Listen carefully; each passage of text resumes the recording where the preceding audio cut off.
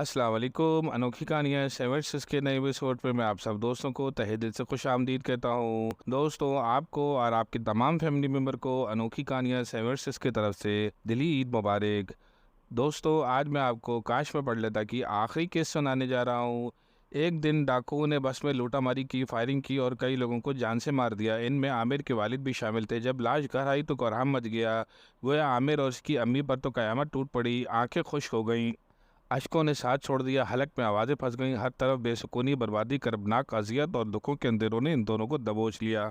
स्वयं तक तो रिश्तेदारों ने साथ दिया, मगर इसके बाद किसी ने पूछने की जहमत ना की कि जिंदा हैं या नहीं। अब घर की तमाम तर जिम्मेदारियां आमिर पे थीं और वो सोच रहा था कि कैसे इनसे नंबर आजमा हो। इसने किस्मत आजमाने का फैसला किया। वो जहाँ भी नौकरी के लिए जाता तो पहला सवाल इससे तालीम के मुतालिक होता। पेट की भूख, मकान का किराया और ज़रूरियात ज़िंदगी, सिवाय आंसू बहाने के और क्या था।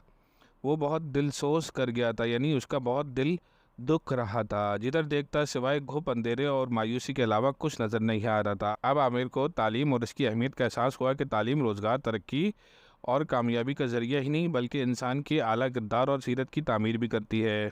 अगर मैं वालिदैन का कहना मान लेता, तालीम याफ्ता होता, तो आज ये दिन देखना ना पड़ता, दर बदर की ठोकरें नहीं खानी पड़ती, बियारो मददगार रहना नहीं पड़ता, लोग हकारत और महरूमी और यतीमी की नज़रों से नहीं देखते। अब बहुत कोशिशों और जदोजहद के बाद आखिरकार आमिर को एक दुकान पर सेल्समैन की नौकरी मिल गई। तनख्वाह इतनी ज़्यादा ना थी, मगर घर के गुजारे और पेट की आग को बुझाने के लिए काफ़ी थी और 2 वक्त की रोटी मिल जाती।